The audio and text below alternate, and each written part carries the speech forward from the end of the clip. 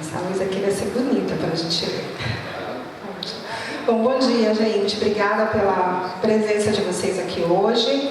Em surpresa, né? Trocou o apresentador. Então, assim, eu estou aqui com a responsabilidade de substituir o Cosmo, nosso amigo. Para quem não me conhece, eu sou a Patrícia Molina, ou Soares Molina, carioca, morando em São Paulo há mais de 20 anos, apaixonada pelo Reencontros. Acho que esse evento, a gente espera muito por ele, porque é sempre uma oportunidade de encontrar pessoas e aprender com a experiência delas. E aí hoje, nessa mesa, a gente vai conhecer mais a experiência de dois super amigos nossos, que fazem, o tema dessa mesa é pessoas e obras que carregam a esperança. Então, nada mais do que a gente ouvir pessoas que fazem essa experiência há muito tempo, que estão muito próximas de nós. Então, eu queria convidar aqui para se juntar comigo nessa mesa a doutora Grace. Doutora Grace, a delegada comunitária, fundadora da Unidade, uma obra aqui em Brasília, e que atende mulheres em situação de violência doméstica. Bem-vinda, Grace. E eu vou convidar também o doutor Júnior, doutor José Júnior. Ele é juiz de execução penal lá de Amapá. Ele trabalha também com pessoas atenadas, pessoas também em situação de violência por um outro contexto. É difícil, né? Doutor João Teixeira de Matos Júnior. Grande Júnior. Bom, estamos aqui. Obrigada, gente. Eu tenho dessa cadeirinha que ela tem uma coisinha que roda. A gente vai começar essa conversa tentando conhecer um pouquinho mais de vocês, o que foi que levou vocês para esse caminho, e falar de temas que são muito importantes. Falar de esperança, falar de liberdade, e falar de sujeito, né? Porque não existe, como o Giussani fala, uma obra sem um sujeito. O Giussani, fundador de Comum Libertação, em uma de suas obras, chamada O Eu Poderia as Obras, ele diz que não existe uma obra sem um sujeito. E diz que uma obra é feita em companhia. Então eu já queria conhecer mais das obras de vocês. E eu queria começar pedindo para a Grace, doutora Grace da Justa. Conta pra gente, Grace, como é que aconteceu para você humanizar? O que é humanizar e como é que ela chegou na tua vida? Oi? Então, eu lembrei antes, eu estava na cozinha hoje lavando os pratos e pensando, né, o que eu digo nessa hora? Porque ao mesmo tempo que foi um impulso meu, pensado, né, saiu de uma forma muito diferente daquilo que eu idealizava, né?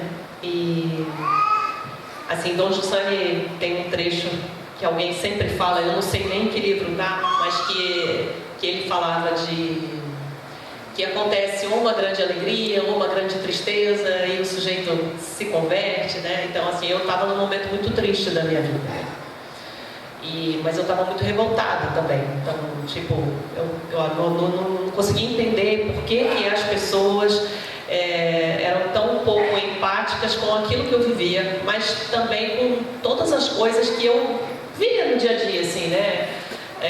A minha mãe sempre foi uma pessoa muito preocupada com o próximo, né? Então eu cresci vendo isso, né? Sei lá, me lembro de uma vez eu ter entrado em casa e ela ter chamado todos os meninos de rua e sentado todos eles na sala lá de casa. Naquele tempo era possível, hoje em dia acho que não é mais, né? Mas eu entrei em casa, a sala estava toda cheia de meninos de rua que ela queria dar doce para todos eles e tudo. Então, assim, eu via isso nela e muito provavelmente eu peguei muito disso para mim, né? De ficar com uma preocupação em relação ao outro. Mas nesse momento, a minha preocupação não era tanto em relação ao outro, era porque as pessoas não eram atentas a mim, né? Eu dizia, poxa, por que essa pessoa tá tão nem aí para o que eu estou dizendo, né? Eu lidava com profissionais e eu queria ser acolhida, ser bem acolhida, né? Nas portas em que eu batia. E as pessoas não tinham empatia por aquilo que eu falava, não tinham carinho carinho para me receber naquela situação. Às vezes eu fico me perguntando assim, especialmente em relação à medicina, né? A Carlinhos está aqui, é médica. Mas eu fico me perguntando, às vezes eu saio de um consultório e eu falo, cara, por que esse sujeito é médico? Não gosta de gente, né? Eu fico, não é possível, se tinha que trabalhar com máquina, mas não com gente, né? E eu fiquei com esse questionamento, falando, nossa, mas não me sinto acolhida, não me sinto acolhida. E aí eu passei por um problema, assim, um pouco maior depois desse pensamento, e eu tive a ajuda da Ana Maria. Ela é membro Domini. E aí eu falei para ela, nossa, eu tinha vontade de fazer um lugar, criar um lugar onde as pessoas pudessem chegar de qualquer jeito. E a gente ia poder receber essas pessoas, acolhê-las, e elas iam ter uma vida feliz, elas iam poder ser bem recebidas. Se elas tiverem problemas de saúde mental, sobretudo, eu quero que elas venham. Aí eu falei, eu quero fazer isso. Aí ela disse, eu acredito em você. Eu acredito em você. Aí ela me deu a mão. E aí a gente ficou de mão dada, a gente chorou, porque foi um dia difícil. E aí, uns italianos, assim, que não são de bom da cabeça também, acreditaram em mim, me deram a possibilidade de usar um prédio enorme, né? Sem pagar, se bem que o IPTU já quebra as minhas pernas, mas sem ter que pagar um aluguel, né? E eu lembro que nessa época também a Ana estava muito envolvida com pintura, né, que ela pinta muito bem. E aí a gente criou uma situação lá para receber as mulheres, e ela tinha feito muitos quadros. E aí ela se abraçou assim na parede e disse, eu não quero sair daqui. Eu quero que esse ateliê continue. Eu não quero ficar sem ele. E ela pintava muito bem naquela época, ela ainda pinta, claro, mas ela pintava mais. E aí eu disse, você não vai sair. Ela montou o ateliê lá e o ateliê está lá até hoje, né? Ela agora dá aula e tudo, pinta menos do que pintava na época, mas aquilo teve um sentido muito grande para mim.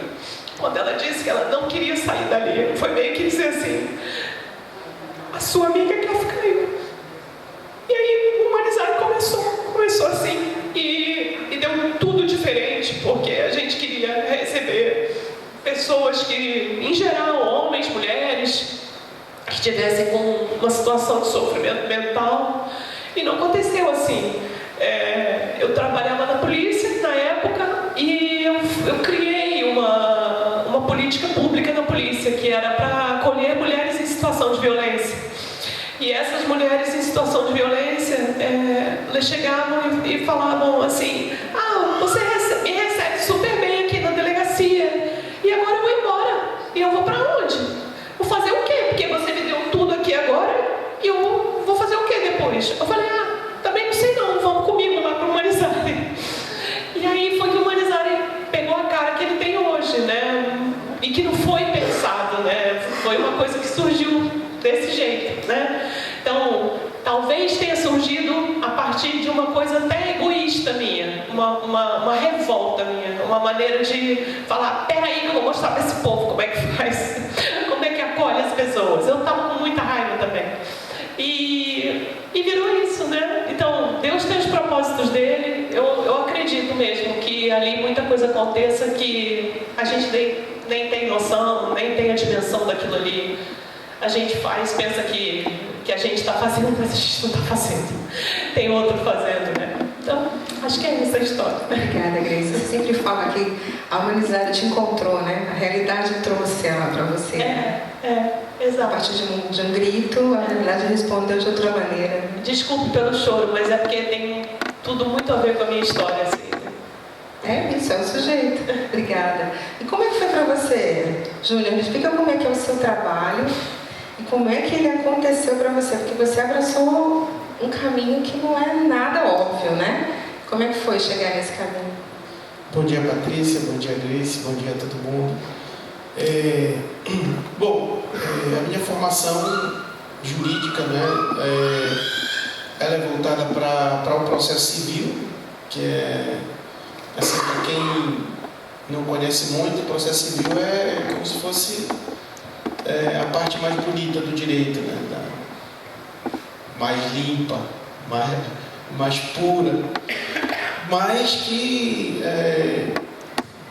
me caminhou para trabalhar um pouco também na área de gestão. Eu trabalhei um tempo na área de gestão no meu tribunal, e essas áreas são áreas que todo mundo, você fica embaixo dos holofotes, todo mundo acha muito interessante. E depois, fazendo processo civil, trabalhando com gestão, conheci muito esse segmento da justiça que se busca por uma exigência mundial, por uma exigência também da sociedade, de fazer com que o judiciário tenha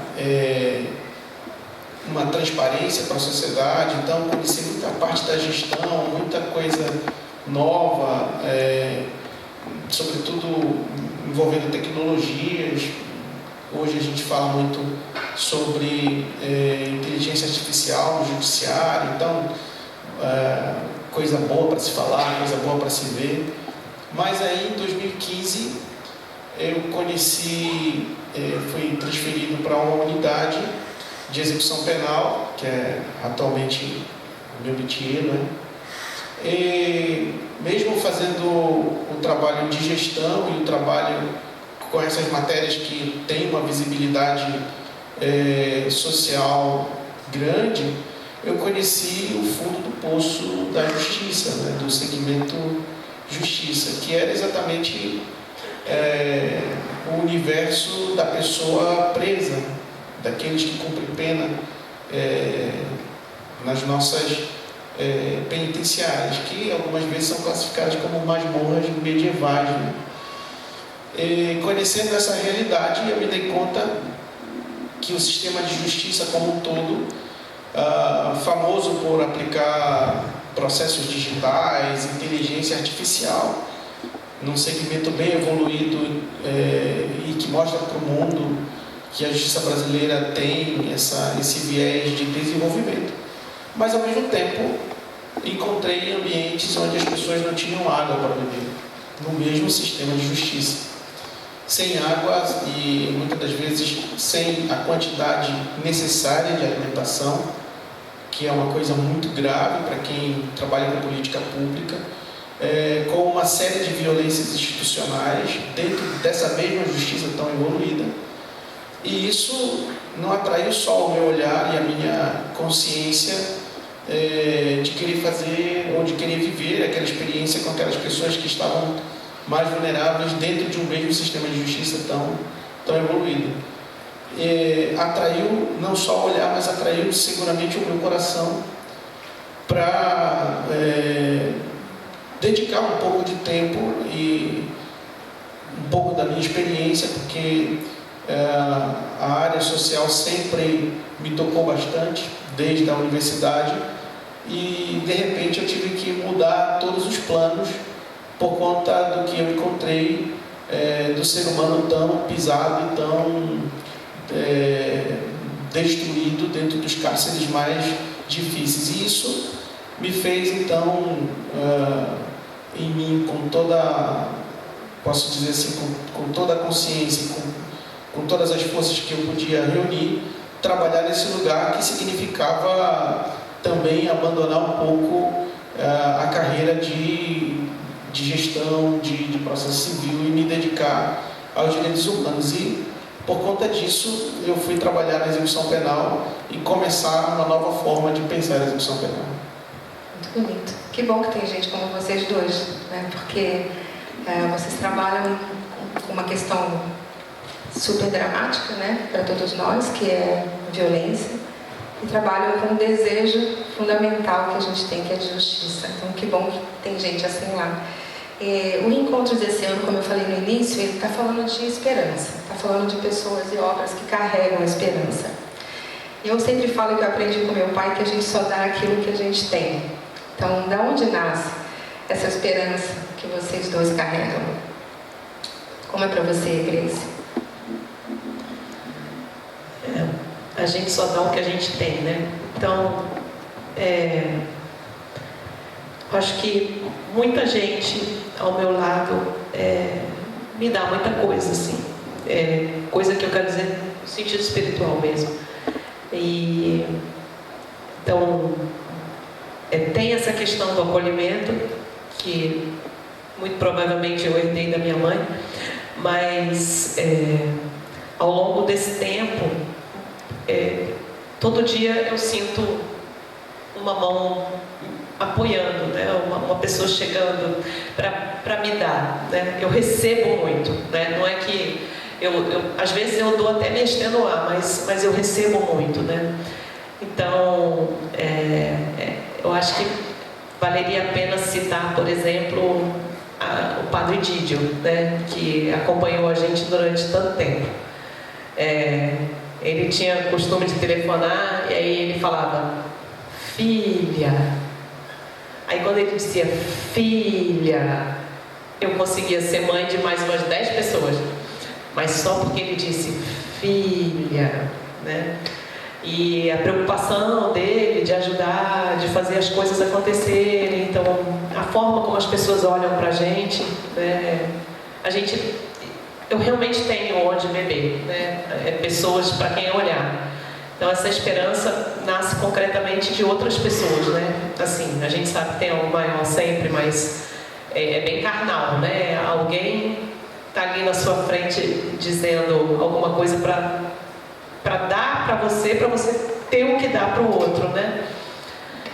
Esse filha fez muita diferença, muitas vezes, e hoje faz muita falta, né? Obrigada.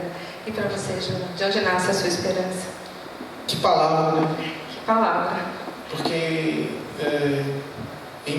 nesses tempos tão cheios de muita guerra, de vida tão árida, falar sobre esperança não é uma coisa muito simples, né? Então, sobretudo para quem trabalha com execução penal, em que tem vencido muito a ideia de que você repele violência com violência, né? Então, que você consegue vencer violência através de um braço forte do Estado com mais violência, para você acabar com essa violência que as pessoas não querem conviver. E falar de esperança no meio disso tudo, parece que esse conceito porque você tenta esperar algo que vai acontecer depois, então você se organiza para construir um mundo melhor que ainda vai chegar, né? Mas posso dizer que para mim, apesar da dificuldade da palavra, porque de verdade é uma palavra que não é simples de ser dita, eu posso dizer que a esperança para mim, de onde ela nasce, foi porque eu percebi e fui tocado por algo já tão bonito na minha vida, que já me deu a esperança. Posso dizer, não só as amizades, como disse a Grace, mas de ter experimentado a possibilidade de trabalhar com as pessoas mais vulneráveis dentro do sistema de justiça, dentro da nossa sociedade, só porque eu já fui tocado por essa esperança, no sentido de que eu já experimento essa esperança agora, não é uma coisa a ser construída no futuro para um mundo melhor, mas é porque a minha vida já foi, já transborda essa esperança. E posso dizer, até o dia exato, quando alguns amigos me possibilitaram de, dentro do Ocidente, revisitar aquilo que é o fundamento do Ocidente, porque nós chamamos aí do Ocidente de cristão, não é? Então posso dizer que viver a experiência com esses amigos da pessoa humana de Cristo me possibilitou carregar essa esperança para dentro do meu trabalho, para dentro da minha família. Então, não como algo que eu ainda vou alcançar, mas algo já vivido agora. vivido naqueles dias que não me deixou nenhuma dúvida da escolha da unidade, quando eu vi a miséria humana dentro da execução penal. Então, posso dizer que a minha esperança nasce exatamente porque já fui tocado por ela. E ela nasce não como uma procura para o futuro, ou que vai ainda acontecer, mas porque ela já acontece agora. Enquanto a gente está conversando, para mim já é claramente experimentar essa esperança que não é uma espera. Então, me ajuda a encontrar as outras pessoas e, se possível, ser sinal dela desde logo. Obrigada aos dois. Vou ficar com essa filha hoje, né? Porque quando é maravilhoso. É bom, né? Mas é bom. Presencial era melhor, porque tinha uma bênção. Tinha a bênção, nossa. Então era um filha plus. Tinha, até no livro que ele lançou antes de falecer, né? Tem um relato de uma... eu não me lembro a nacionalidade dela, porque eu não sei se ela era italiana, acho que não. E aí ela relata como foi, né, o encontro com ele, né? Aí eu, mas é muito sedutor, fez igualzinho comigo. Ele abraça, né, diz eu te amo, aí pronto, você já é dele, né? Mas o bonito é que você falou, cada vez que ele dizia filha, eu me sentia capaz de ser mãe de mais 10. Ou seja, esse filha gerava, né? Muito, e você a possibilidade de ser mãe, de acolher mais 10. Muito. Até que contar uma assim, foi muito engraçado, né? A gente fez uma ação há pouco tempo para receber as mulheres, né? Mulheres de fora, assim, que não faziam parte do nosso trabalho no dia a dia, né? A gente mandou pegar umas mulheres numa zona bem carente, né? Um ônibus da Polícia Militar pegou e levou, né? Aí a gente conseguiu 2 pediatras e aí eu só tinha uma maca, que a gente foi improvisando para fazer consultório, né? Então só tinha uma maca. Aí eu falei, bem, mas tem que ter outra maca, né? Vamos ver uma maca quanto custa. Não, era uma loucura, não vamos comprar maca que a gente não tem dinheiro, deixa aí. A gente vai dar um jeito, divide a maca, não sei. Aí eu fui para a delegacia, que eu não estava aposentada ainda, né? Que eu aposentei mês passado. Aí eu cheguei na delegacia e eu estava carregando meu laptop, umas coisas, e falei, ai meu Deus do céu, eu tenho que ir rápido, que tá pesado, né? Estava carregando um monte de coisa. Aí eu ouvi uma voz assim, doutora Grace! Eu pensei, ai meu Deus, eu fingi que não ouvi, né? Tá pesado? Doutora Grace! Aí eu falei, Grace, ela é tão boazinha, olha para trás, né? Ela tá te chamando, né? E aí que eu falei, deixa... Vamos lá. Aí eu olhei para trás, aí ela, me ajuda aqui, ia ter chá de fralda, ela estava carregando um monte de fralda, né? Aí eu tinha mão para carregar mais fralda. Aí eu, Grace, vai lá e carrega a fralda, né? Aí eu, tô indo. Aí eu voltei, peguei o laptop, aí quando eu fui encaixar a mão na fralda, aí eu olhei para dentro do porta-mala dela, tinha uma maca. Olha. Aí eu, que isso? Aí ela, é uma maca. Aí eu falei, não, eu sei, mas por que você tem uma maca no seu porta-mala? Porque eu trouxe para doar para fulano. Eu falei, ai, pelo amor de Deus, me dá essa maca. Aí ela, tá, depois você devolve? Eu falei, não, devolva. Aí eu larguei tudo no chão, peguei a maca, enfiei meu porta-mala, peguei as fraldas e saí e entrei na delegacia, né? Aí liguei para Ana Maria, correndo, né? Ana Maria, você não imagina. Tinha uma maca no porta-mala da mulher. Aí ela, e você acha que o Didio tá fazendo o que no céu, né? Filha, é isso que ele tá fazendo.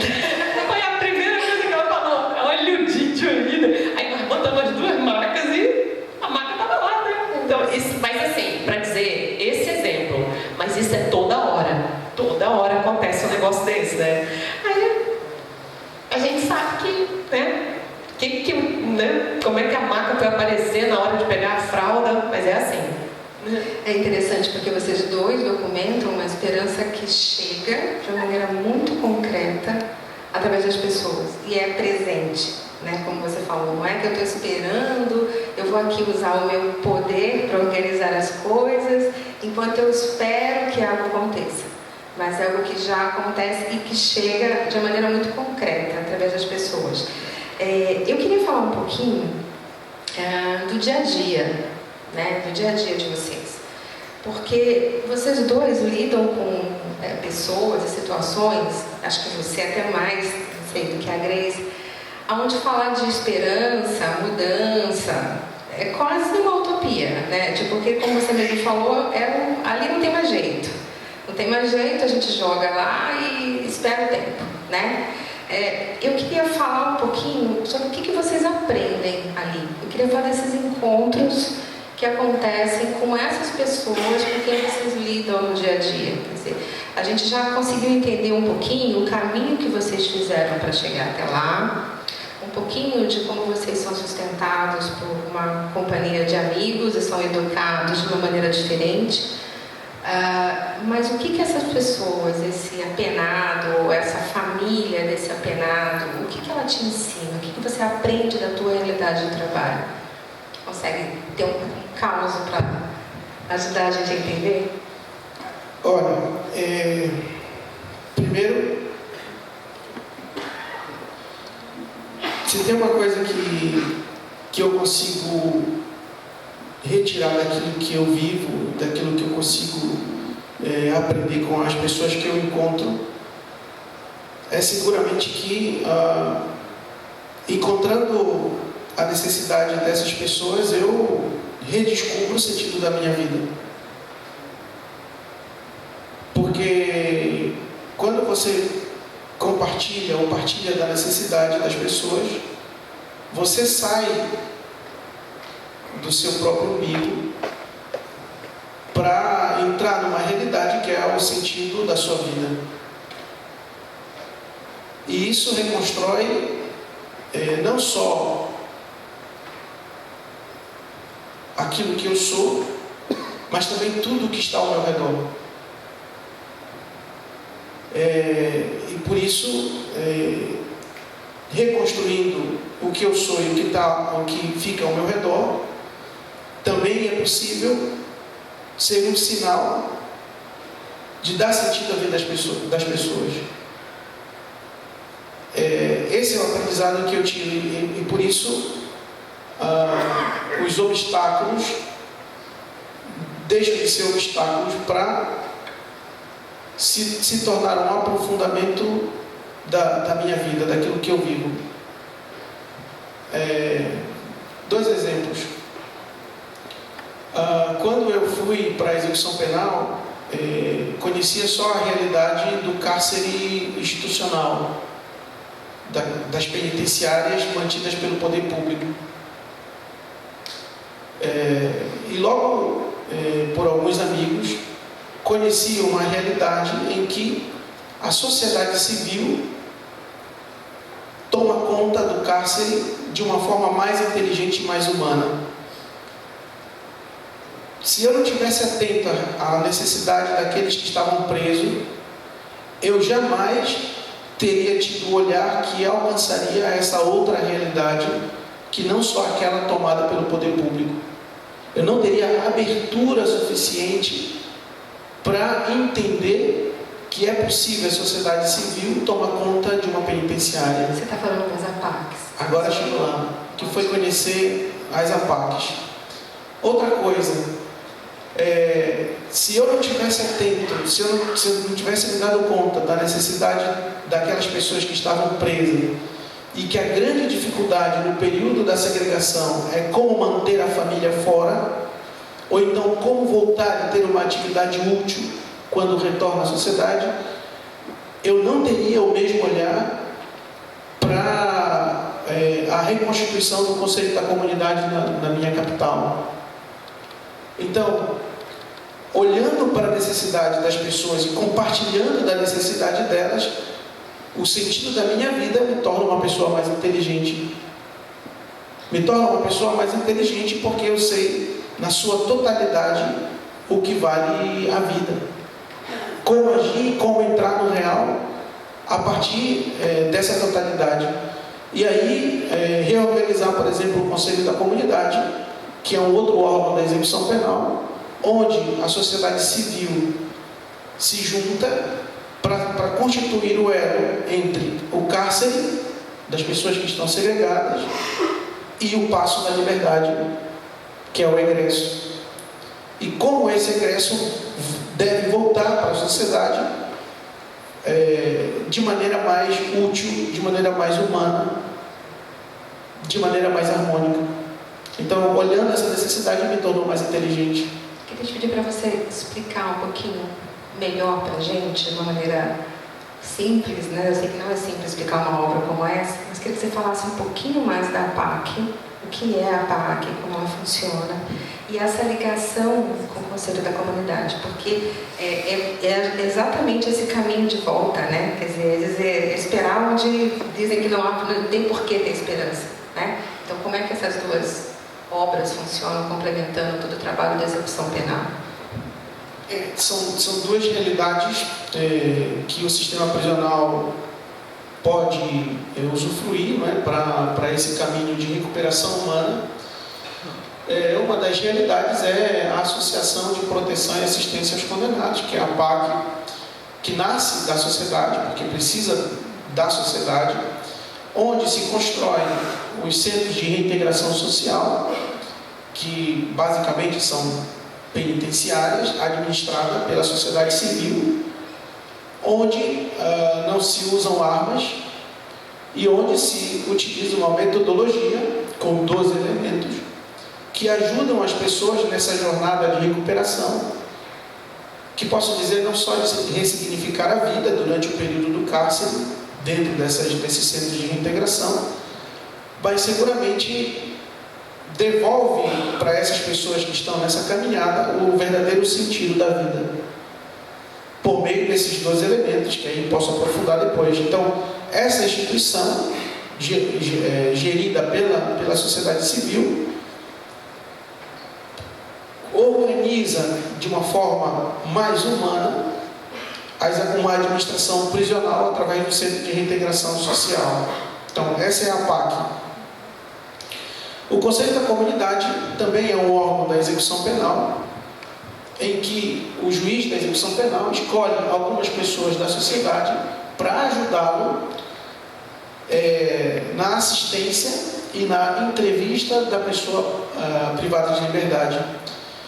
Este órgão, que deve ter em todos os ambientes onde há presídios, então onde tem um presídio, deve necessariamente ter um Conselho da Comunidade, que faça esse trabalho. O Conselho da Comunidade, eu sempre digo que quando você o fortalece, a sociedade deixa de colocar nos ombros exclusivos do poder público a obrigatoriedade de recuperar as pessoas. E a sociedade se torna, então, um sujeito importante neste ponto que é tão sensível da nossa vida cotidiana, porque não é só a exclusão por meio da privação de liberdade, por meio da prisão, que você resolve questões importantes da vida de todo mundo, como de segurança, porque você não prende e manda a pessoa para um lugar desconhecido, que é o presídio. Que eu sempre falo, você não vai mandar a pessoa para Nárnia e espera que ela volta melhor, vai voltar melhor. Se fosse para Nárnia, ainda estava então, essa pessoa vai voltar. Por isso, quando a sociedade se dá conta de que esse é um problema de todos nós, não só do poder público, não só do poder público armado, tudo muda. Porque você precisa, de certa forma, entender que a sociedade livre deve se reconhecer no cárcere, para que o cárcere se reconheça na sociedade livre. Nossa, agora foi muito difícil. Quem nunca passou pelo cárcere deve olhar para o cárcere, porque uma hora ou outra aquela pessoa vai voltar. Então eu não preciso, ou melhor, eu preciso melhorar a vida de quem está no cárcere, para que essa pessoa, ao retornar, não queira voltar para o círculo vicioso de prejudicar a sociedade, porque ela vai se reconhecer numa sociedade livre. Então, o grande trabalho para hoje, para quem está encarcerado, é como fazer com que essa pessoa deixe de ser, na pecha, bandido, para se tornar homem verdadeiramente, pai de família. Como uma pessoa que vive 2, 3, 4, 5, uma década, 2 décadas dentro do cárcere, em que ele acorda a hora que quer, trabalha se quiser, estuda se quiser, pode voltar um pai de família. E é esse o grande trabalho que a sociedade pode ajudar, fazendo com que essa pessoa, redescobrindo o sentido da vida dela, possa voltar para viver junto com a sociedade livre, e aí se reconhecendo na sociedade livre, como de fato um pai de família, que acorda às 6 da manhã, que trabalha das 7 às 18 e vai dormir às 22. Entende? Então, esse é o grande trabalho que nós temos que fazer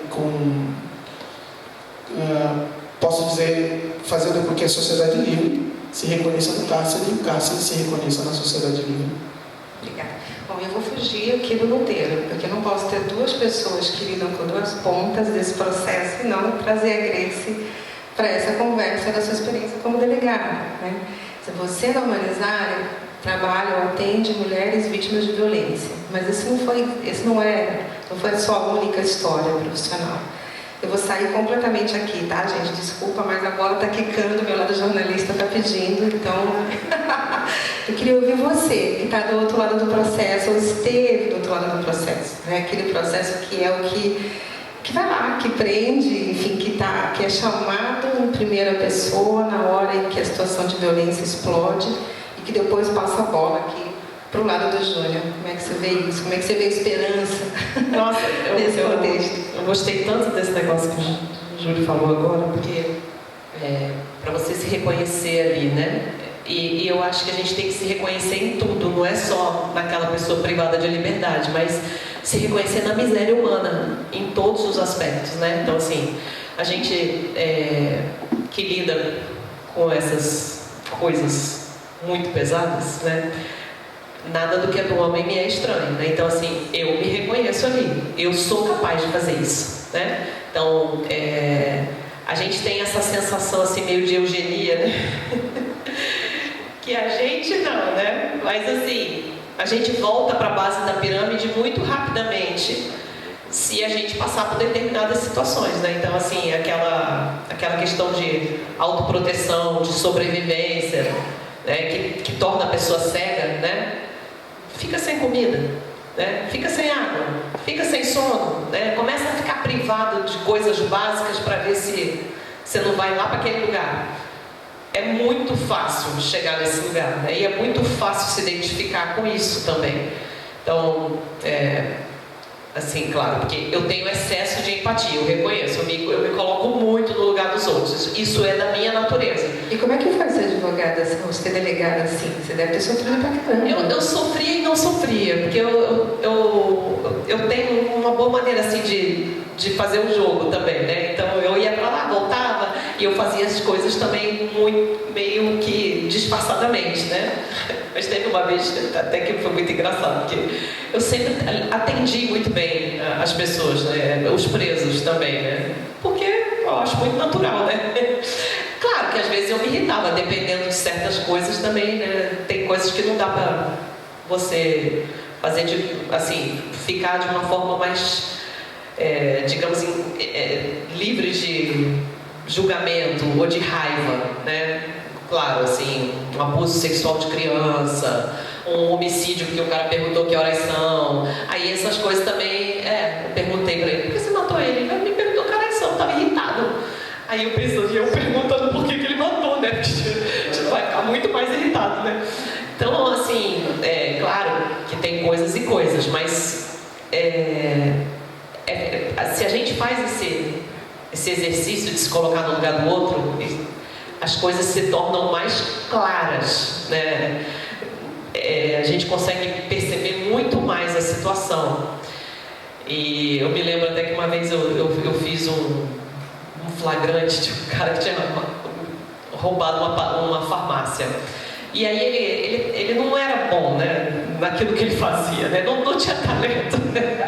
Aí eu falei para ele assim, mas meu filho, você não é bandido, porque você não tinha convicção nenhuma. Eu estava assistindo as imagens, eu falei, isso não está na sua natureza, sabe? Você o que é? Você está com muita dificuldade financeira? Porque eu via no vídeo que ele não, né, é diferente de outros, né? Aí eu comecei a fazer uma umas perguntas assim, meio maternais, digamos, né? Esse homem começou a chorar tanto, chorar tanto, chorar tanto. Aí ele foi para a cela, e aí a escrivã foi lá pegar a assinatura dele, aí ela voltou. Doutora, ele está dizendo que ele nunca foi tão bem tratado na vida dele. Ele precisa de novo que a senhora vá lá falar com ele.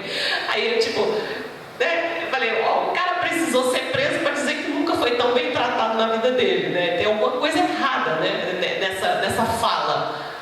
Mas foi o fato de que, naquele momento, eu olhei muito para ele, né? Eu acho que, de repente, ele nunca foi tão olhado assim, né? Sei lá, deve ter tido uma vida de abandono, não sei. Mas, assim, a mim deu a impressão de que ele sabia o que era amor, sabe? Então, mas para dizer que a violência, ela é uma coisa que ela é nossa, né? É de nós todos, né? A gente tem meios de lidar com ela que são mais elaborados, né? Que outras pessoas não têm, né?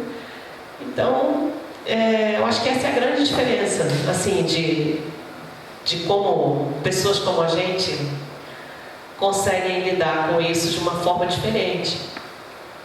Eu acho que a gente sabe de que barro a gente é feito, né? Acho que começa por aí, essa consciência. Não, assim, o trabalho que a Grace faz me toca muito, porque você só consegue responder a um problema, a uma necessidade, quando você reconhece todos os fatores em jogo.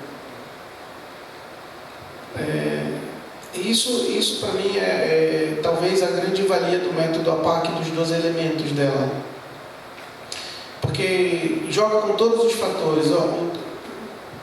Não basta apenas cuidar e proteger abstratamente a sociedade se você não tem um olhar humanizado e humanizador e humanizante para a vítima. Não basta querer proteger abstratamente a sociedade fazendo mais concursos públicos para a segurança pública, para o sistema de justiça, se você não gasta um centavo na recuperação da pessoa presa. Neste sentido, então, o nosso trabalho mantém uma conexão, porque olhamos todos os fatores que estão em jogo. Não deixar a vítima sem um acolhimento humanizado e não reconhecer que o cara que fez a violência, que fez o crime, tem idêntico valor ao nosso. E por isso precisa de uma atuação do poder público, ou de todos nós, enquanto sociedade, que humanize e que faça com que ele redescubra o sentido e o significado da própria vida. Porque sem você devolver o sentido e o significado da vida para essa pessoa, os instintos falarão sempre. Esse é o ponto. Se eu desejo uma sociedade menos violenta, mais justa e mais livre, eu preciso devolver a essa pessoa a consciência do sentido da vida dela, que é condição para a liberdade. Condição para a nossa liberdade também. Porque eu só consigo me mover, e portanto ela também, se ela detém essa consciência do destino, do sentido da vida. Por isso o nosso trabalho é conectado. Muito conectado, muito. Eu queria sair um pouquinho mais, agora quase voltando já para o roteiro, tá? Estou voltando, Flávio. Flávio está tomando conta de mim. Brincadeira. Vamos falar da vítima? Não consigo não falar da vítima. Quem são as mulheres atendidas na Humanizar? Que histórias são essas? Como é que é o teu relacionamento com essas mulheres? Eu acho que falar disso eu podia falar da primeira, que a primeira está lá até hoje. Eu acho isso legal. Ela foi... ela foi vítima de tentativa de feminicídio, que ele colocou fogo na casa, mas... Como é que é? Ela foi vítima de tentativa de feminicídio, né? Porque o esposo colocou fogo na casa. Mas ele era um sujeito muito... Ele é, né? Um sujeito muito complicado mesmo. E aí a gente prendia. Na época eu não tinha nenhum relacionamento com ela, mas toda hora tinha que prender. E aí eu achava que ela ia morrer mesmo. Então fiquei muito amiga do juiz. Isso aí foi muito legal, porque acabou que eu e o juiz ficamos muito parceiros, aí depois o promotor também. Então aí a gente formou uma amizade muito legal. E isso viabilizou um bom atendimento para outras mulheres, né? Até ele ficava preocupado, falando: Grace, aqui eu sou juiz, não dá para ficar conversando com você desse jeito toda hora, né? Aí eu, não faz de conta, ninguém vai saber, né? Porque eu ficava muito preocupada dela morrer, né? Decreta a prisão de novo, pelo amor de Deus, né? Então, nesse negócio, assim, a gente acabou... era a história dela, mas a história dela gerou muitas outras histórias ali no sistema de justiça, né? Então a gente mexeu muita coisa, foi muito legal. E essa mulher, eu vou falar dela porque ela tem um significado muito grande para a história do Instituto, mas é porque a história dela se repete, né, nas outras mulheres, né? Então eu falo concretamente de uma, mas é meio que a gente pode usar essa história para conhecer as outras, né? E ela tinha muitos dramas assim de consciência em relação ao filho, em relação à dissolução do casamento dela, que não tinha como continuar mesmo, né? E ela perdeu os cabelos, né? Estava bem carequinha por conta da questão psicológica dela. E aí ela ficou assim, sem dinheiro para nada. E aí ela lembrou que ela tinha uma receita de suspiro, começou a vender suspiro. Aí a gente entrou com um grupo de pessoas que trabalhavam com culinária para poder melhorar essa receita, para ela poder vender de uma forma mais empreendedora. E aí a gente foi, né? Nesse meio tempo eu fiz amizade com outro juiz, e aí eu mandava ela, falei: olha, eu tô mandando ela aí para vocês comprarem os suspiros. Aí ele: mas Grace, aqui eu já tô diabético. Eu falei: doutor, compre suspiros. Aí todo mundo, quando eu ligava lá, o povo já falava: ai meu Deus do céu, ela não tem que comprar suspiro. Eu obrigava mesmo as pessoas a comprarem suspiro, porque ela tinha que viver, né? Então compra suspiro, depois dá para alguém na rua, né? Aí já ninguém mais queria nem atender o telefone, mas ela se tornou uma empreendedora. Então ela foi crescendo, foi ganhando confiança, né? E aí foi fazendo um vínculo de amizade com as pessoas, foi recebendo chances para os próprios filhos, né? Então ela tem 3 filhos, e esses filhos também foram ganhando oportunidades, porque as pessoas, elas nos veem nas redes sociais e elas oferecem coisas pra gente, né? Então, aí só para fechar a história, porque ao longo desses anos todos ela foi crescendo. Hoje em dia ela é segurança privada, né? Que ela começou a estudar, porque ela falou: não, eu quero ser segurança, eu quero ser forte. Eu falei: mulher, você já está na cozinha, para que ir para segurança? Não, eu quero. E tá, ela se tornou aquela, tipo uma guarda assim que fica na porta da Caixa Econômica, aquela coisa ali da segurança privada. É o que ela faz hoje. E as crianças estão bem, tá tudo bem na vida dela. E aí ontem ela aplicou botox aqui na sobrancelha, assim, né? Aí porque procuraram a gente, queriam uma mulher, eu mandei ela e mandei uma outra que tem lábio leporino, que também foi vítima de tentativa de feminicídio. Todas as duas foram vítimas de tentativa, só que essa foi vítima de várias tentativas, né? Essa segunda. E aí ontem foi esse negócio de ficar com um olhar assim chique, né? Porque ela vai casar na igreja agora, então ela tá toda empolgada, porque ela, né? Aí eu falei: olha, o médico falou que vai levantar o seu olhar para você casar chique na igreja e tudo. Ai meu Deus, que maravilha!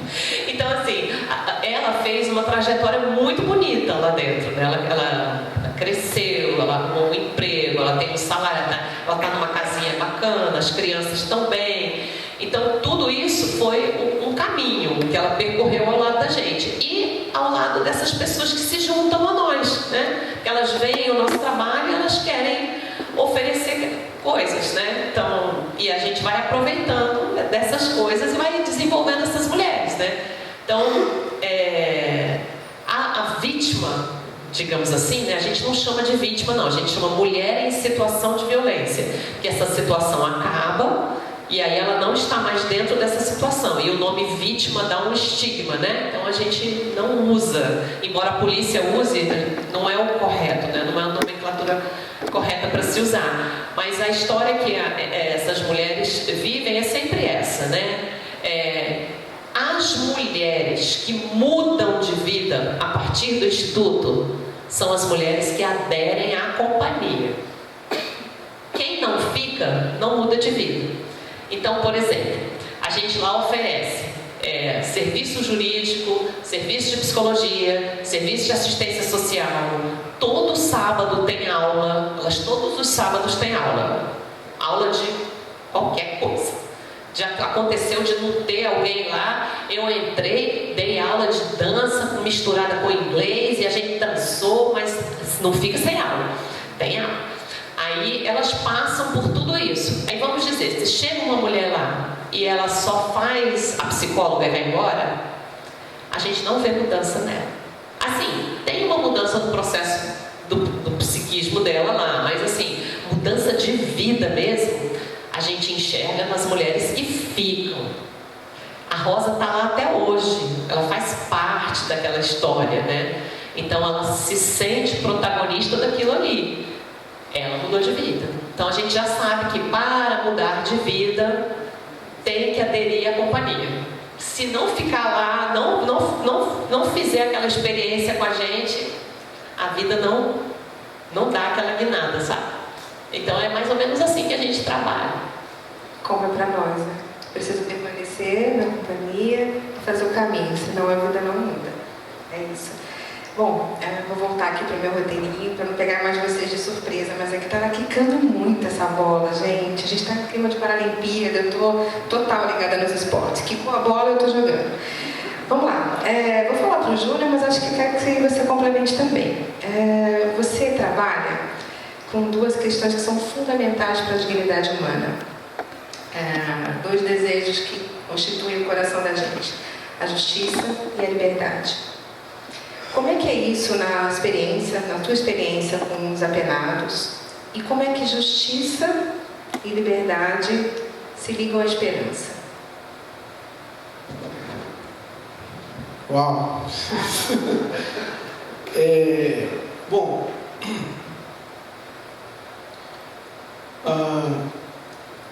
primeira coisa é identificar que a nossa realidade ela não tem em si, posso dizer, o conteúdo fechado nem de justiça, nem de liberdade, muito menos de esperança. Por quê? Porque a justiça que nós vivemos, que pode ser entendido como o judiciário que temos, como o sistema de justiça que temos, é apenas um sinal da verdadeira justiça. Então, as falhas que a gente vê por evidente, como ter inteligência artificial no segmento e ao mesmo tempo ter pessoas que morrem de sede no mesmo sistema de justiça, já mostra isso, que a nossa justiça é apenas um sinal da verdadeira justiça. Mas como sinal, também não pode ser que, por não ser a verdadeira justiça, eu que dela preciso, não posso me tornar cético. Não funciona, não quero.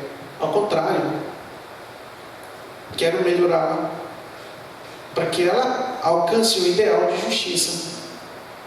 Quero humanizá-la para que ela chegue mais próxima da justiça. E como ela é apenas um sinal de justiça, ela também vai trabalhar um aspecto que ela consegue da liberdade humana. Como se nós pudéssemos responder com uma justiça que já não é perfeita apenas uma dimensão da liberdade, que é a dimensão da liberdade ambulatorial. E tratar essa liberdade ambulatorial para essa justiça que não é perfeita, que é imperfeita, trata também da liberdade que é imperfeita, que é apenas ambulatorial. Por isso nós devemos ter a consciência de que não é reforçando os instrumentos de tratamento da liberdade ambulatorial, com aumento de pena, com agravamento de mais crimes, com a construção de novos crimes, com construção de novos presídios, que vamos construir uma liberdade perfeita de quando essa pessoa sair de lá, porque estamos trabalhando somente numa parcela da liberdade, que é a liberdade ambulatorial, ir e vir. A gente tranca para que essa pessoa não se desloque. Quando, na realidade, deveríamos tratar a liberdade total dessa pessoa, que significa dar a ela condições para que ela tenha consciência do destino, consciência do que ela é, consciência do que os outros são, consciência do significado da vida, para que ela possa retornar. Então, o trabalho de todos nós na construção de uma justiça que ainda é sinal da verdadeira justiça é fazer com que nós olhemos para a pessoa e tratemos a liberdade dela na sua totalidade. Então, mais do que segregar, precisamos de instrumentos educativos. Porque só assim, aquela esperança do depois, que as pessoas buscam no depois, se torna uma esperança substancial, porque já toca a pessoa naquilo que ela mais precisa, que é redescobrir o significado da vida dela. Então, nesses 3 pontos, para mim, é uma pergunta muito inteligente, muito importante, é que deveria ser o jogo, a força motriz de toda a sociedade para reconstruir essa vida que temos. Reconstruir esse momento tão delicado que vivemos, em que esses conceitos estão perdidos e separados, que deveriam estar juntos, porque para você construir vida a vida, conceitos importantes como esses não podem ficar nas mãos de uma ideologia ou da matéria jornalística do momento, ou da novela. Esses são conceitos importantes que precisam ser redescobertos por todos nós. Fundamentais, né? Porque eu, às vezes, conversando especialmente com os mais jovens, a gente percebe uma dificuldade de esperança, né? Eles não, parece que é uma palavra absurda, né? E uma confusão sobre o que é liberdade e uma certeza absoluta de que justiça não existe. Então, como é que se constrói? Né? Essas coisas, como você está mostrando, elas estão intrinsecamente ligadas, conectadas. Se você tira uma delas ou desqualifica, justiça não existe, ou esperança como se o mundo está acabando, com a Amazônia pegando fogo e os outros se matando e eu não posso mais conversar livremente com os meus amigos, como é que eu posso falar de liberdade e de esperança? Né? Sobretudo quando a esperança é uma espera árida. E aí, como é uma espera árida, quer dizer, só será construída pelas minhas mãos, e eu não tenho a capacidade de construí-la, então eu vivo aquilo que a sociedade começou a conhecer como a ansiedade, né? O desespero que leva à ansiedade. Né? Comentários? Difícil. Eu acho que, assim,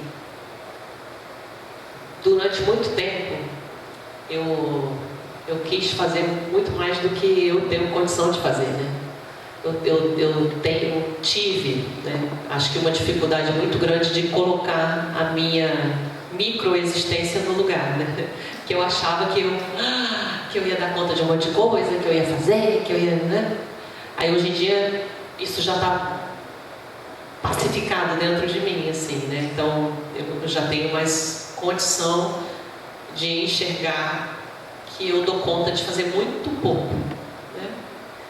E eu tenho ilusões em relação à justiça. Aliás, eu tenho muito descrédito em relação à justiça, apesar de eu, de uma forma ou de outra, compor o sistema de justiça durante muito tempo. Então, assim, no meu caso, eu escuto essa choradeira o tempo inteiro, porque essas mulheres não param. Mas, o problema delas não acaba, né? Porque as coisas estão muito fora do lugar. Então, tá o tempo inteiro se repetindo aquela história, né? Olha, ele agora voltou, ele agora está inviabilizando que eu tenha acesso ao dinheiro XYZ, a criança está assim, eu não vou ter acesso, e aí vamos para a justiça. E aí eu digo, não adianta, porque você nunca vai colocar a mão nesse dinheiro que você acha que você vai conseguir, ou você nunca vai conseguir fazer com que aquela pessoa se torne um melhor pai, isso, né? Vamos olhar para cá, para aquilo que a gente tem e aquilo que a gente pode trabalhar. Ou seja, nesse momento, você e eu. E aí bate uma frustração muito grande, porque a gente sabe que não vai conseguir mudar muito aquele quadro, né? Na vida prática. Aí eu comecei a fazer o exercício da Madre Teresa. Por isso, assim, eu fiquei muito feliz quando eu vi que o Rio Encontros tinha relação com ela, né?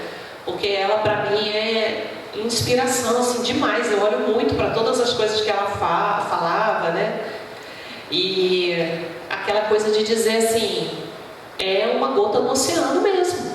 E é isso aí, né? Hoje é isso aí, né? E o que isso diz para mim no final das contas? Depois de todos os meus fazeres, dos meus incríveis e inúmeros e indizíveis fazeres, que não dava nem tempo de parar e falar, obrigada, meu Deus, né? Não, eu tinha que fazer, porque se eu não fizesse, né, quem vai salvar? Então eu saí desse lugar, graças a Deus. Hoje a consciência de que no final das contas é tudo entre você e Deus. Para mim, para elas, para cada um que passa naquela porta, é tudo entre você e Deus. Respira, olha isso, é tudo entre você e Deus. Cheia de problema, com tudo despencando, sem olhar para o lugar certo, fazendo tudo errado. Tudo que puder fazer de errado, fazendo com gosto, fazendo tudo errado. Mas no final do dia, é tudo entre você e Deus. E aí eu consegui botar as coisas do Instituto, da vida dessas mulheres, no lugar, na minha cabeça, para eu poder ter sanidade, né? Porque o resto está todo fora do lugar mesmo. Muito bom. Eu tenho umas duas perguntas aqui que eu acho que vocês já tangenciaram as duas, mas eu quero fazê-las até para dar a oportunidade da gente amarrar um pouquinho dessa conversa. Eu sei que a gente ficou super dentro do tempo e tem muito tempo aqui ainda, mas eu acho que são duas questões para a gente aprofundar, tá? Eu vou começar com a Grace, vou trocar, depois eu vou pedir para o Júnior complementar. Eu queria retomar aqui uma frase do Peggy, do Charles Peggy, onde ele fala que a esperança não caminha sozinha e que para esperar é preciso ser muito feliz e ter recebido uma grande graça. Grace, como é que é isso para você? E como é que é possível carregar essa esperança para as mulheres da Humanizar que talvez ainda não tenham tido essa experiência de ser muito feliz ou de ter reconhecido uma grande graça? Porque acho que o ponto é que a esperança não é só uma palavra, né? Então, como que a gente, se para esperar é preciso ter recebido uma grande graça e ter sido muito feliz, de onde parte esperança para elas. Mais uma vez, falando das mulheres que ficam lá, que são as mulheres para quem eu olho, né? Eu só olho para eu poder concretizar isso na minha vida. Eu olho para aquelas mulheres que estão ali no dia a dia, porque as que passam assim, eu espero que elas levem de nós o melhor que a gente tem para oferecer, mas elas passam, né? Elas carregam alguma coisa ali e vão embora, porque elas querem o serviço, né? As que querem a companhia são muito diferentes, né? Elas querem ficar, elas querem estar ali, compartilhar. É engraçado porque a gente faz formaturas, né, ao final do ano, para quem conclui o ano letivo, digamos assim, entre aspas, eu não chamo assim, né? A gente chama de formação, né? E aí a gente faz uma formatura. E aí elas acabam e começam de novo, né? Eu falo, gente, mas é que assim, vocês já formaram todos. Aí elas, e vamos para a terceira! Então assim, até a psicóloga falou para mim, Grace, acho que você está criando uma dependência. Eu falei, minha filha, eu não estou criando dependência nenhuma. Ela quer estar aqui é uma rede de contatos dela, ela se sente feliz. Aqui, sabe, no sábado a gente ri, a gente conversa, né? A gente tem milhões de coisas, né? Sei lá, faz mais ou menos um mês, uma escola náutica deu pra gente um passeio de lancha, né? Aí elas nunca andaram de lancha, né? Andaram na lancha, foi maravilhoso, né? Então assim, elas não querem abrir mão disso, né? Essas mulheres são as mulheres onde eu olho, né? Então, é muito concreto. É muito concreto. Elas estão ali, elas são aquilo que fazem a roda girar, né? Então, para mim, olhando para elas, eu consigo ter uma estrutura para desenvolver uma coisa que vá bater naquelas vidas e mudar a forma de estar no mundo, né? E elas mudam.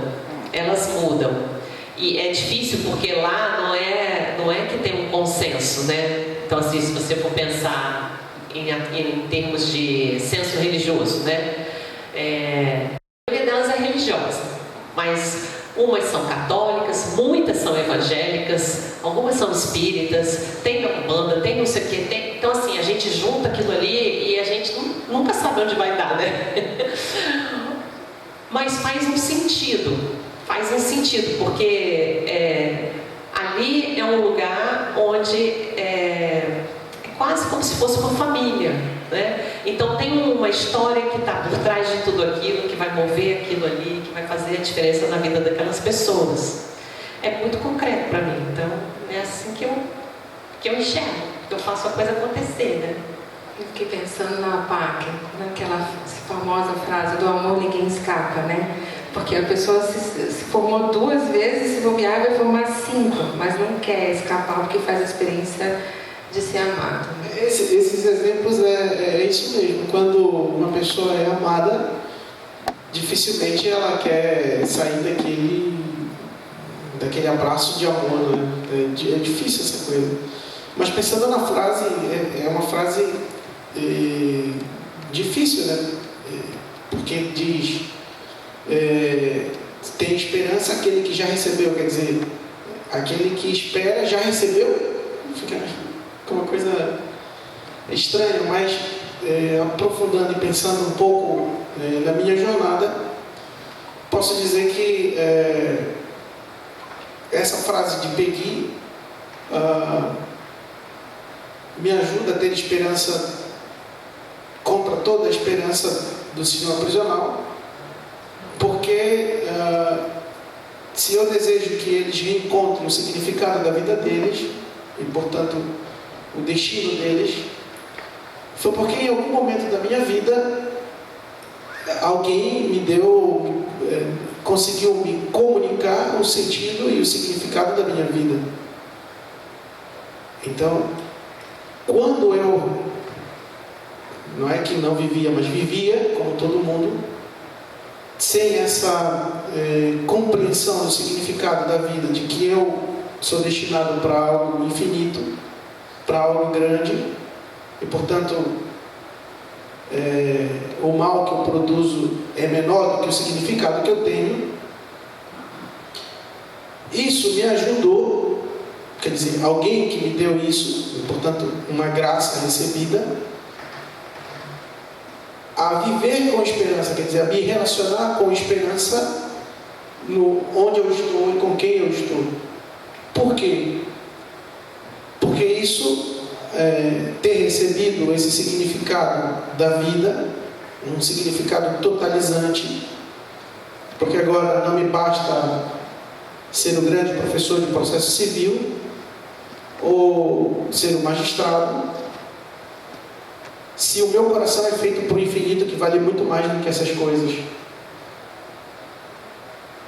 E portanto eu posso olhar o cara que estuprou, que fez o feminicídio, que fez o roubo, olhar para ele com sinceridade, lealdade, e dizer que ele vale mais do que ser o assassino, o estuprador, o feminicida, e desejar que ele volte pleno de significado para não ser mais o assassino, o feminicida. Isso para mim é a esperança, que não é esperar que ele volte, mas já ser sinal de que é possível viver dessa forma, de que já é possível viver assim, portador da verdadeira liberdade e da verdadeira esperança. Talvez por isso os relacionamentos com quem está na cela mais escura, ou que é o mais indesejável da sociedade, se torna só uma oportunidade de relacionamento, de conhecimento, de caminhada. Porque o que desejamos, na verdade, é quando o homem tem o significado da vida toda, ele abandona o pecado, não porque o pecado não atrai, mas porque ele encontrou algo mais forte e evidente que atrai mais do que o pecado. Porque se a gente for pensar bem, o crime é apenas uma variação do pecado. E quando uma pessoa é recuperada nesse ponto, o pecado ainda atrai, mas ela colocou na frente de si algo mais bonito do que o pecado, que é o sentido da vida. Por isso ela deixa de ser o homicida, o feminicida, porque a gente tem a tentação de que com o direito penal vamos resolver o mundo. Não é verdade. Não adianta endurecer as penas para quem pratica violência doméstica se ele não reconhece o seu valor e o valor que tem uma mulher. Então, o que me faz ter esperança não é desejar que no futuro ele vai ser um homem melhor, mas é porque eu já carrego e posso ser sinal disso para ele, da consciência do mundo todo, da consciência do homem, do valor do homem. Essa é a diferença. Aqui para mim nasce e vive comigo a esperança, da forma como concretamente ela deve ser. Bom, muito obrigada. Foi uma aula, gente. Foi uma aula.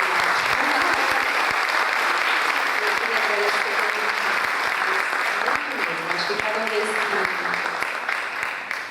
vez que vem Conte me dá essa oportunidade de participar desses momentos, eu saio muito grata, assim, eu agradeço demais, porque é sempre pessoal, né? É sempre, acho que a gente falou aqui de experiências pessoais, ninguém aqui fez um discurso. E isso, o que convence, o que move a gente é estar diante de pessoas de verdade, né? Então eu tenho muito para agradecer.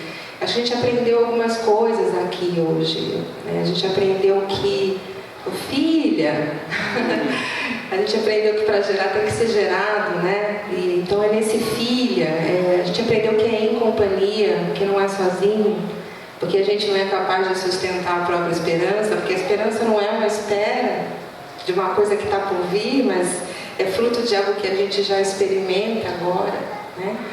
A gente aprendeu que a gente precisa, para mudar e para perceber a sensação de justiça diante desses casos de violência, a gente precisa olhar para o cárcere e se enxergar. Isso é uma revolução no olhar. É uma revolução. O que você colocou aqui hoje é uma revolução para mim, né? E não dizer, ali é o lado feio da vida que eu não quero nunca estar, então eu ignoro. Não, eu preciso olhar, porque aquilo tem a ver comigo, né? E o caminho de construção dessas pessoas de volta passa por mim. E a gente também aprendeu que amanhã podia ser a gente, né? Que a gente tem dentro da gente também essa possibilidade de, no limite, decidir o errado. Mas aí alguém olha pra gente e fala, você não estava nem um pouco convencido quando você fez essa besteira. E aí você se recupera, né? Você fala, eu nunca fui tão amado como diante de uma delegada. E aí a gente descobre que na experiência do amor tudo se transforma e que ninguém escapa, né? Então a esperança nasce do fato da gente ser amado primeiro. Não sei se eu entendi direito, mas a esperança nasce do fato da gente ter sido amado. E a gente só consegue carregar essa esperança se a gente for sustentado dentro de uma companhia e fizer o caminho, né, Grace? Nem que a gente tenha que se graduar, como é que fala? Se formar 5 vezes. Eu preciso fazer o caminho, porque no final das contas, eu não dou o que eu não tenho. É isso. Fiz um resuminho, mais ou menos? Então, antes de terminar, queria deixar a oportunidade de vocês dois fazerem as considerações finais para a gente encerrar a mesa. Primeiras damas. Gostei dessa. Eu quero falar mais uma vez do Didio, porque quando você estava falando, me lembrei de uma coisa que ele falou que eu achei tão importante. O Didio sempre trouxe dinheiro para o Brasil para colocar em obras sociais, né? E aí depois que ele falou que eu virei filha dele, aí ele resolveu me ajudar também, mas ele ajudava as obras que ele havia fundado e tudo, né? E aí um dia a gente fez um encontro lá no Instituto e chamou o Didio e convidou várias pessoas, né? Para ele foi uma espécie de lançamento do livro dele lá no Instituto, né? E aí a gente fez tipo o que a gente está fazendo aqui agora, com ele, né? Mas tinha algumas outras pessoas assim, a Patrícia, a gente estava todo mundo fazendo perguntas assim, né?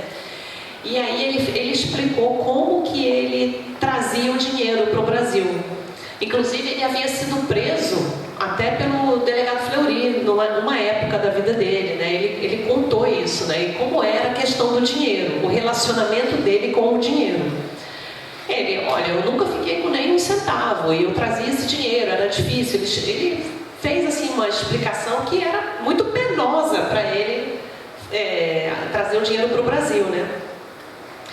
E aí depois dessa explicação, eu me lembro que a Patrícia e eu estávamos assim juntas, né? A Patrícia está à frente de uma creche, né? Que é a Nossa Senhora Mãe dos Homens lá em Brasília há mais de 20 anos, né? Eu não sei assim como é que está agora a questão da gestão lá da creche, mas eu sei que ela sempre tem um cargo de gestão relevante, assim, né? E aí eu olhei para ela e a gente falou, caramba, né? Como é que é esse negócio, né? Lidar com dinheiro. Aí ela virou para mim e falou assim, eu me dei conta que o dinheiro é sagrado, né? Que esse dinheiro é sagrado. E eu não sei por que eu me lembrei disso agora, né? Mas eu falei, se eu me lembrei é porque é para falar, né? E aí, então assim, o manejo do dinheiro das obras sociais, assim, quando a gente recebe doação das pessoas, é um manejo muito sagrado, né? Então, eu lembro que quando ele falou isso, eu fiquei tão assim, chocada, porque ele mandava dinheiro, né? E o dinheiro, assim, com tanto pudor diante daquele dinheiro, né? Porque eu lembrava do esforço daquele homem frágil, né? Para trazer dinheiro e do quanto o dinheiro é relevante para a gente e às vezes da forma como a gente lida com o dinheiro, né? Mas por que eu quis dizer isso agora? Porque a gente trabalha com muita concretude, né? As coisas são muito concretas, né? Pagar o IPTU, pagar a faxina, né? E aí aquela coisa vai caindo na rotina e às vezes no esquecimento e a gente esquece de fazer um raciocínio de tudo que está por trás daquilo ali, né? Do verdadeiro esforço de tantas pessoas que fazem aquilo ali acontecer. E do desprendimento de quem vai lá e bota o dinheiro confiando em você, né? Então chega de repente uma pessoa e fala, toma aí, né? Então às vezes acontece isso, né? De aparecer uma criatura e fala assim, eu vi você, ou eu vi alguma coisa, toma aí. Do nada, assim, um dinheiro que é considerável, né? E aí eu falo, meu Deus do céu, Dídio, o dinheiro, né? Então, para dizer que tudo passa pela vida prática, como ela é, né? A questão é a forma como a gente olha para essas coisas, né? A forma como a gente se coloca diante dessas coisas, né? Então, que a gente saiba, né, no dia a dia, ter noção do sagrado, que aquilo é sagrado, que a gente tem que ter muita responsabilidade.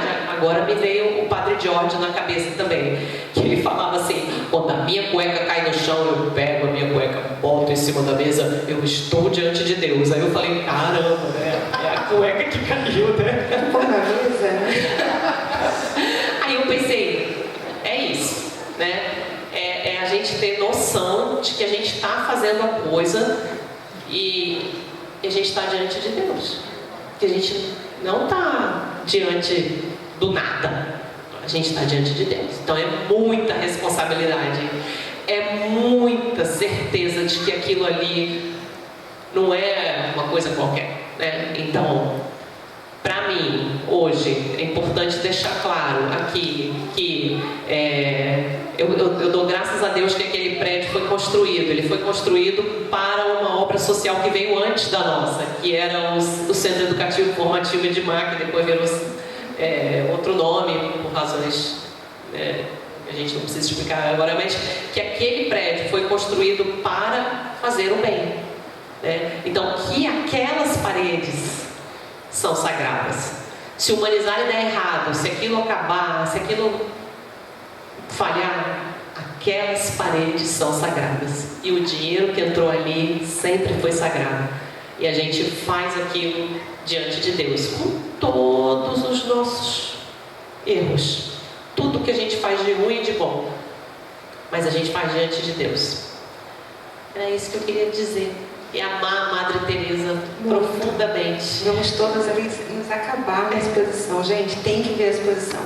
Obrigada, Grace. Obrigada direto de Brasília para o Rio Encontros. Obrigada. E você direto do Amapá para o Rio Encontros, considerações finais.